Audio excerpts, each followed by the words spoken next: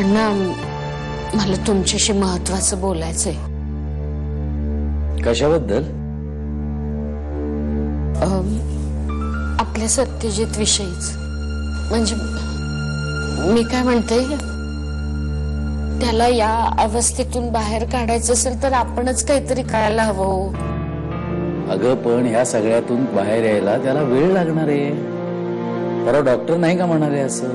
हो बरोबर आहे, पण डॉक्टर असंही म्हणाले की नाही की दुसरी एखादी व्यक्ती जर सत्यजितच्या आयुष्यात आली तर कदाचित तो लवकर याच्यातून बाहेर पडू शकतो.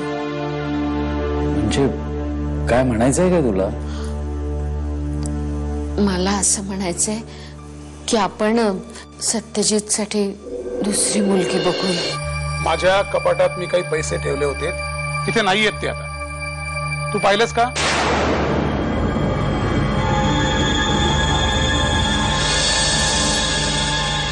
बाबा, अहो तुमचं कपाट उघडं दिसलं आणि समोरच पैसे ठेवलेले होते.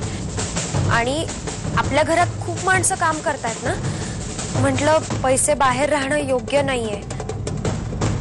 म्हणून मग मी समीरला विचारलं की हे पैसे कुठे सुरक्षित राहतील. तो म्हणाला माझ्या कपाटात ठेव. आणि त्याला बाहेर जायचं होतं म्हणून मग मीच त्याच्या कपाटात पैसे ठेवले. म्हणजे आम्ही बरोबर केलं ना बाबा?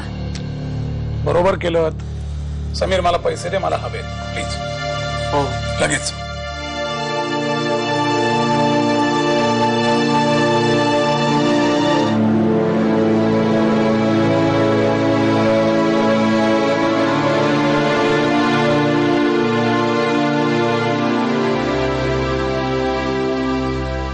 अमृता, माझा गैरसमज झाला, प्लीज मला माफ कर. अहो तुम्ही माफी काय मागताय? तुमच्या जागी कोणी असतं तरी त्यांना तसंच वाटलं असतं ना. हे सगळं ठीक आहे, पण अशी आयत्या वेळी मुलगी आणणार कुठून? आहे म्हणजे माझ्या पाहण्यात आहे अशी मुलगी, जी सून म्हणून आपल्या घरात यावी अशी माझी इच्छा आहे. कोण आहे अशी मुलगी? आपली देविका.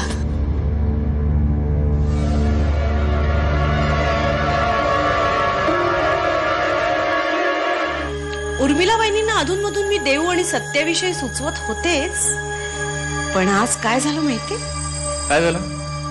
त्यांनीच तुला सुचवलं? उर्मिला वहिनी स्वतः श्रीधर दादा आणि अण्णांशी याविषयी बोलल्या. देवा, आता तो दिवस दूर नाही ज्या दिवशी माझी देविका या वाड्याची सून असेल. माझं स्वप्न खरं ठरणार देवा, स्वप्न खरं ठरणार. आपण या वाड्यात फक्त आश्रित नाही आहोत हे सिद्ध होण्याची वेळ आली. उर्मिला बोलली तुझ्या देविकाविषयी. हो, याच्यावर आमचाही विचार चालू आहे. 1-2 दिवसात आपण यावर निर्णय घेऊया. अण्णा, देविकाला तर तुम्ही लहानपणापासून ओळखता. तुमच्या डोळ्यासमोर लहानाची मोठी झाली आहे नाही का? मग निर्णय घेण्यासाठी वेळ कशाला? मला सर्वांचा विचार घ्यावा लागेल. मग केव्हा करू मी तयारी? उद्या मी तुला नक्की काय ते सांगतो. तुला माझ्याशी लग्न करायचं हे खरंय? अगं देवू, हे तुम्हाला स्पष्टपणे का नाही बोललीस? भीती वाटायची. कोणाची? माझी? तुझ्या नकाराची. देवू, मी समजू शकतो, पण अगं काही गोष्टी आपल्या आकलनाच्या पलीकडे असतात. त्यांना समजणं खरंच. मला काही समजून नाही घ्यायचं. मी दुसऱ्या कुणाचाच विचार नाही करू शकत. असं प्रेम आहे तुझ्यावर आणि आयुष्यभर ते तसंच राहणार आहे. देविका,